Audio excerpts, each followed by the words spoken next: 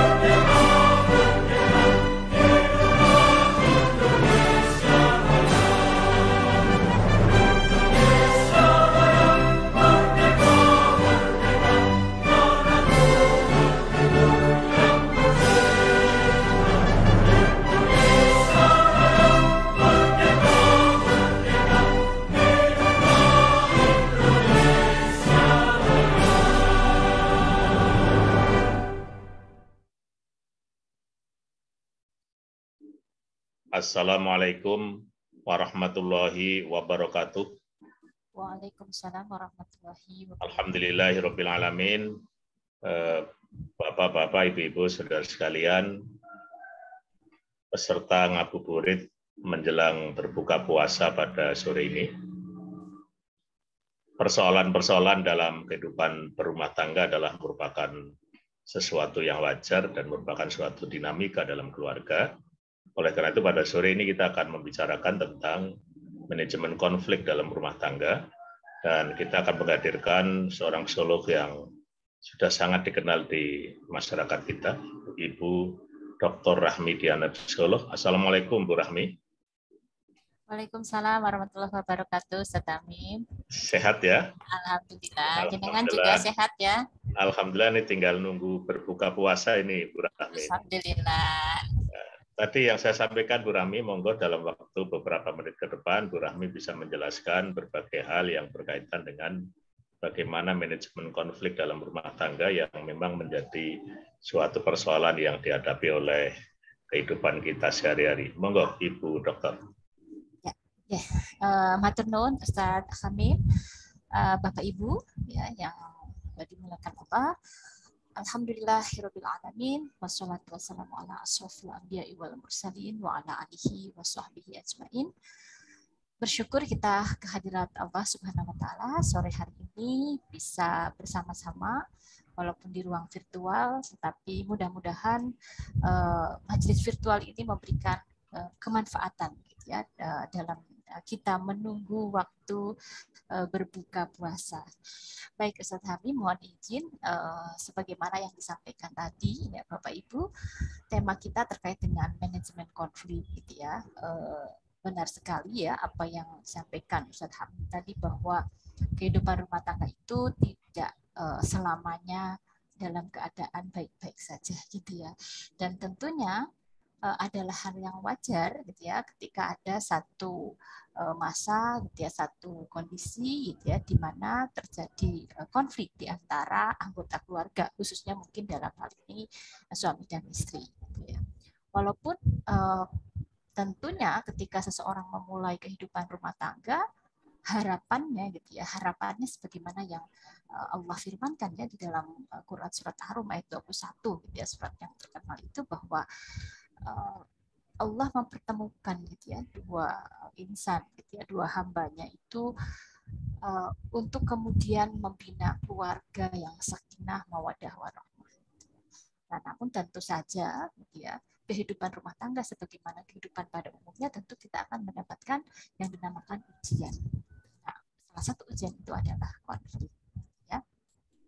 Di sini mungkin yang perlu kita sadari adalah bahwa ujian yang datang dalam kehidupan berumah tangga atau secara spesifik adalah konflik, sebenarnya membuat kita belajar ya bahwa yang namanya perbedaan gitu ya di dalam satu hubungan, apalagi satu keluarga, itu sebuah keniscayaan.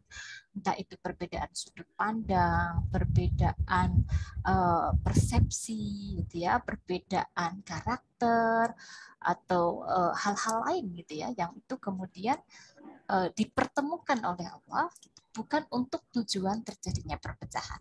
Ya, jadi kalau dalam sebuah hadis perbedaan itu adalah rahmah, ya disinilah justru gitu ya, kesiapan masing-masing pasangan untuk menerima bahwa perbedaan itu sebagai sesuatu yang memang semestinya ada gitu ya di dalam keluarga. Nah, namun tantangannya dalam manajemen konflik adalah bagaimana ragam perbedaan yang ada itu menjadi satu harmoni, gitu ya. Jadi satu harmoni dalam ya beraneka macam keragaman yang ada gitu. Dan itu harus disadari oleh masing-masing pihak tentu saja. Saya jadi teringat satu perumpamaan mungkin ya, satu perumpamaan dari seorang konselor pernikahan ya, beliau Bapak Muhammad Iqbal PhD itu ya.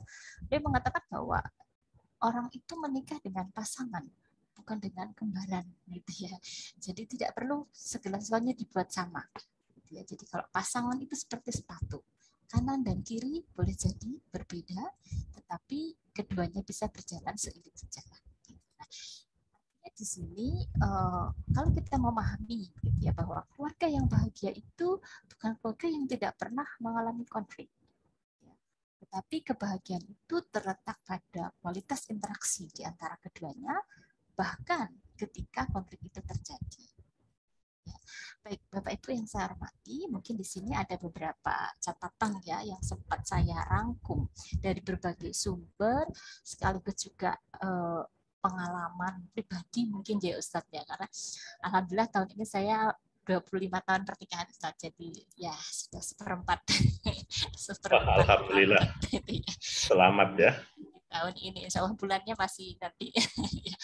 Ya, ditunggu undangannya aja nanti. Ada beberapa catatan gitu ya, hasil perenungan, ya hasil belajar juga. Gitu. Jadi yang pertama sudah saya sampaikan. Gitu ya. Kalau kita menghayati bahwa menikah itu adalah ibadah, gitu ya, sebagaimana hidup kita ini ditujukan untuk ibadah, maka bersiaplah gitu ya untuk menghadapi berbagai ujian. Nah, dalam psikologi, kesiapan itu disebut dengan mental set gitu ya. Jadi kita sudah siap dulu sebelum konflik itu terjadi. Bukan kita menunggu-nunggu, tetapi itu bagian dari sesuatu yang kadang-kadang tidak terelakkan gitu. Jadi yang penting adalah bagaimana ketika ada konflik itu kita bisa menyelesaikannya dengan baik. Jadi membangun kesadaran bahwa hidup ini ujian, bahwa konflik itu kadang-kadang tidak terelakkan sehingga tidak usah takut gitu ya dengan konflik, karena justru kadang-kadang gitu ya setelah konflik itu ketika bisa diselesaikan dengan baik, hubungan akan semakin dekat, hubungan akan semakin hangat ya. Dan memang kalau kita mengutip ya di dalam Quran surat Al-Baqarah, kalau saya tidak salah gitu ya, bahwa ujian hidup itu kan memang akan Allah berikan gitu ya, bahwa Allah akan berikan cobaan gitu, dalam berbagai bentuknya gitu ya, kekurangan, kelaparan gitu ya, harta, jiwa dan sebagainya. Tapi di situ Allah bercatatan atau di akhir ayat itu, dan berilah kabar gembira bagi orang-orang yang sabar gitu. Jadi ini pilihan yang harus kita jadikan sebagai tameng gitu ya, bahwa apapun ujiannya ya sabar itulah salah satu yang akan menjadi kekuatan gitu ya bagi orang-orang yang beriman. Baik, berikutnya Bapak Ibu, yang kedua ya, dalam situasi konflik maka adalah penting bagi setiap orang untuk mengingat komitmen awal. Jadi komitmen awal ya, mengenang pada saat dulu dipertemukan gitu, bertemu dengan niat baik, dengan tujuan yang baik gitu ya. Akankah komitmen itu kemudian luntur gitu ya, atau diakhiri karena konflik yang terjadi gitu ya. Ketika komitmen ingin menjadikan kehidupan ini sakinah mawaddah warahmah, akan menjalaninya sebagai sebuah ibadah gitulah.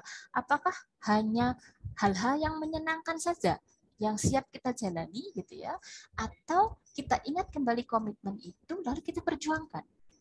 Nah, sehingga dengan demikian energi kita tidak akan terkuras habis oleh hal-hal yang negatif, tetapi justru mengingat kembali komitmen awal, gitu ya, bahwa yang kita cari adalah ridwan Allah, bahwa yang kita jalani ini adalah ibadah, gitu ya, itu menjadi hal yang penting.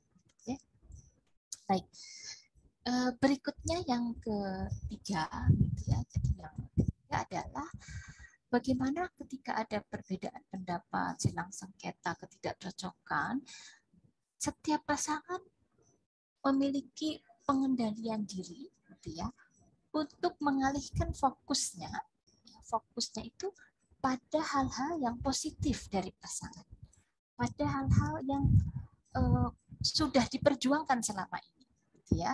Karena bagaimanapun kalau orang sedang konflik, sedang marah, itu yang tampak besar itu ya masalahnya itu sendiri. Ya, atau hal-hal yang mungkin katakanlah apa ya berlaku yang tidak dikehendaki gitu ya, ya itu akan diperbesar dan lupa bahwa selama ini dalam rentang usia pernikahan begitu banyak hal kebaikan-kebaikan, begitu banyak hal pengorbanan satu sama lain sehingga sampai di titik ini. Nah, itu yang kadang-kadang dilupakan oleh orang yang berkonflik gitu ya, sehingga kadang-kadang diambil keputusan-keputusan yang mungkin ya masih ada sesungguhnya solusi lain yang akan lebih maslahat gitu ya. Jadi mengingat kebaikan, mengingat pengorbanan di samping tadi kalaupun ada kesalahan atau kekeliruan yang terjadi di antara pasangan. Ya. Di dalam surat Al-Baqarah ayat 216 gitu ya. Situ Allah berfirman ya terkait dengan mengingatkan kita semua ya sebenarnya. Allah berfirman, boleh jadi gitu ya, kamu membenci sesuatu padahal itu amat baik bagimu. Gitu. Atau juga boleh jadi kamu tuh suka sesuatu padahal itu buruk bagimu. Artinya Allah yang mengetahui, sedangkan kamu tidak mengetahui. Lebih kurang punya ayat demikian.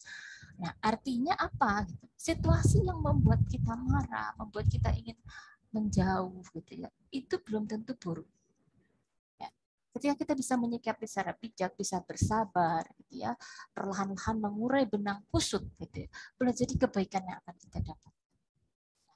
Disinilah pentingnya, gitu ya, pentingnya mengendapkan dulu, gitu ya, berfokus pada sesuatu yang baik, mengambil hikmah agar tadi konflik itu, kalau ibarat api itu tidak semakin membara. Ya. Baik, masih lanjut ya Ustadz ya. Ye, langsung aja, Ya, Bunda. baik. Ini supaya nanti monggo. Ya, baik Bapak Ibu, rahimakumullah, gitu ya. Tadi sudah 3 ya.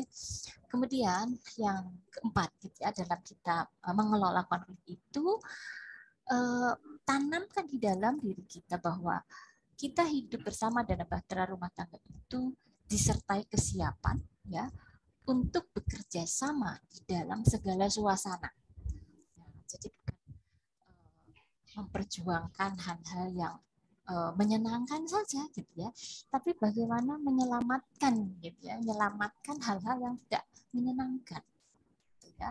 Kecewa ya kecewa bersama gitu ya, sedih-sedih ya bareng-bareng, senang dan bahagia pun dijalani bersama-sama. Nah, kadang-kadang mungkin terutama ini di fase-fase adaptasi pernikahan ya Ustaz, di fase-fase awal di mana pandangan tentang pernikahan itu masih sangat ideal gitu ya, mungkin egoisme antar pasangan masih dikedepankan gitu ya, itu akan mengalami keterkejutan gitu, oh ternyata tidak seindah yang dibayangkan, oh ternyata banyak apa berkorban perasaan dan sebagainya. Itu adalah fase adaptasi yang harus kita sadari bahwa tahapan itu harus dilalui. Artinya kita siap bekerja sama tidak hanya di dalam suka, tetapi dalam kecewa, gitu ya, dalam keadaan yang kurang bahagia bahkan. Gitu ya. Nah, tapi tentu saja semua itu diarahkan dalam rangka kita kembali, ya, kembali seiring sejalan tadi. Nah, artinya di sini bagaimana masing-masing pihak ketika dalam keadaan tidak nyaman, tidak enak, itu justru saatnya untuk saling mensupport, saling memberikan dukungan. Ya, bahwa kalau kita bareng-bareng itu bisa dijalani, bisa dihadapi. Ya, jadi bahwa orang-orang beriman, laki-laki maupun perempuan, satu sama lain itu bisa menjadi penolong bagi satu sama lain. Jadi artinya di sini pentingnya ya kekompakan gitu ya, pentingnya kerjasama, tidak hanya dalam suasana yang menyenangkan saja gitu ya, tetapi juga dalam situasi yang tidak nyaman. Baik, berikutnya Bapak Ibu yang kelima nih, ya, jadi yang kelima itu adalah tadi kita sudah membahas ya tentang bagaimana pengendalian diri, gitu ya. Pengendalian diri di sini tentu membutuhkan kedewasaan, gitu ya. Jadi memang ya itulah yang dinamakan dengan kematangan pernikahan. Gitu. Kenapa di usia-usia awal pernikahan itu masa penyesuaian? Karena boleh jadi masih dalam proses pematangan. Gitu. Nah, tetapi ketika semakin matang ini tidak hanya dalam usia, gitu ya. Jadi usia kedua mempelai boleh jadi sudah matang, gitu ya, secara perkembangan. Tetapi usia pernikahan itu butuh waktu. Nah, sehingga disinilah pengendalian diri dalam mengelola itu ya mengelola pikiran, mengelola emosi, termasuk mengelola tindakan menjadi sangat penting. Artinya remnya itu harus kencang, gitu ya. Kenapa? Karena tidak jarang ya karena emosi yang tidak terkendali, karena pikiran buruk yang diikuti, atau bahkan tindakan yang diekspresikan secara tidak tepat hingga terjadi yang namakan KDRT, bahkan mungkin terungkap ucapan-ucapannya itu menyakiti perasaan pasangan, itu justru yang menjadi pemicu semakin besarnya konflik, bukan permasalahannya itu sendiri. Pengendalian diri ini menjadi penting, baik pikirannya ya supaya tetap positif, kemudian emosinya supaya tetap stabil, dan tindakannya jangan sampai melakukan hal-hal yang merugikan gitu ya, bahkan menyakiti pasangan.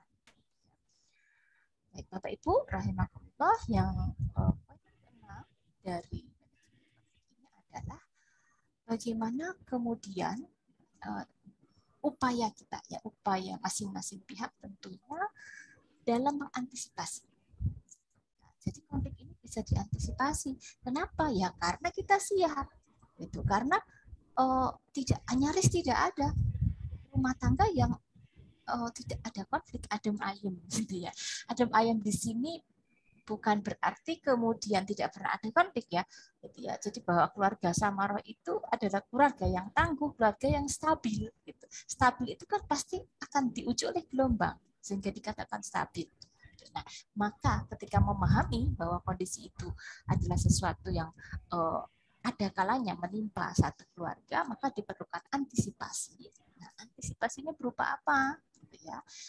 Saat suasana sedang baik-baik saja, gitu ya, sedang nyaman, tidak ada salahnya membuat ya kesepakatan, gitu ya, kesepakatan obrolan mungkin lebih ringannya ya, bahwa ketika kita ada ketidakcocokan, ada silang pendapat atau ada konflik secara lebih luas, itu bagaimana cara menyelesaikannya.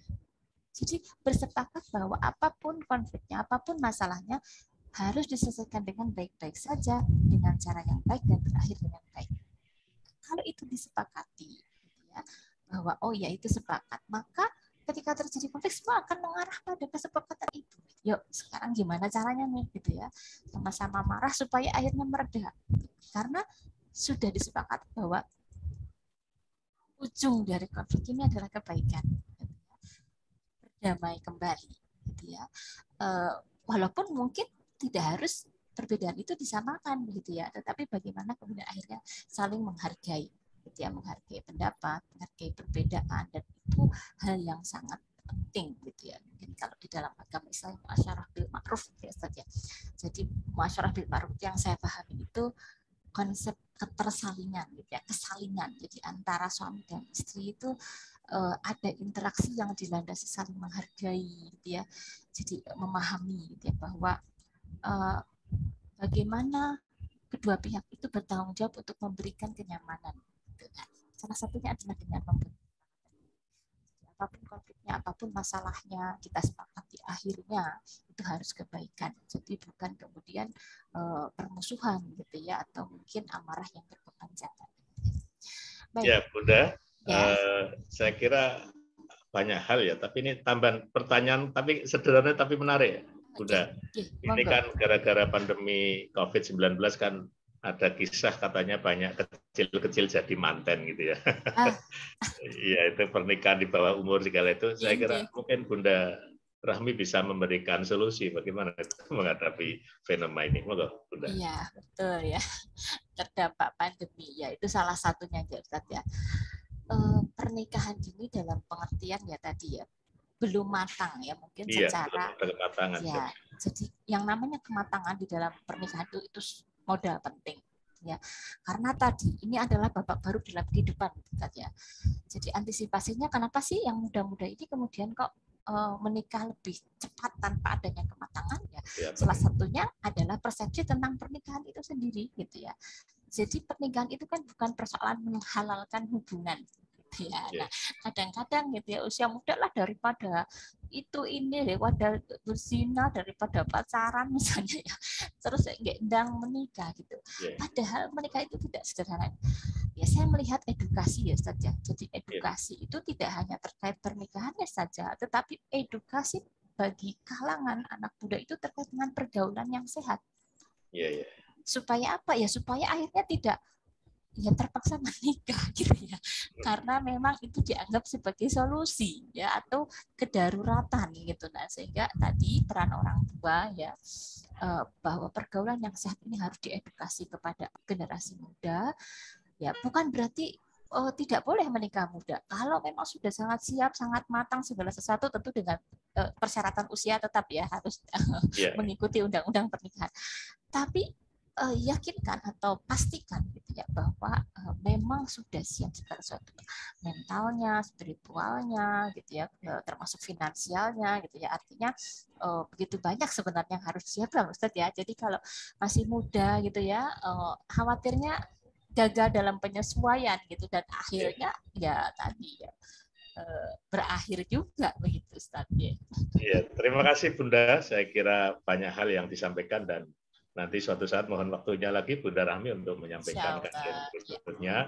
Dan para pirsawan ya, ngabuburit yang dirahmati Allah, alhamdulillah kita sudah sampai kepada mengakhiri kajian pada sore ini, dan sebentar lagi selamat berbuka, dan semoga puasa kita diterima oleh Allah SWT dan kita menjadi orang yang mendapatkan kebahagiaan dan kemenangan. Terima kasih Bunda Rahmi dan Bapak sekalian. Assalamualaikum warahmatullahi wabarakatuh. Waalaikumsalam warahmatullahi wabarakatuh.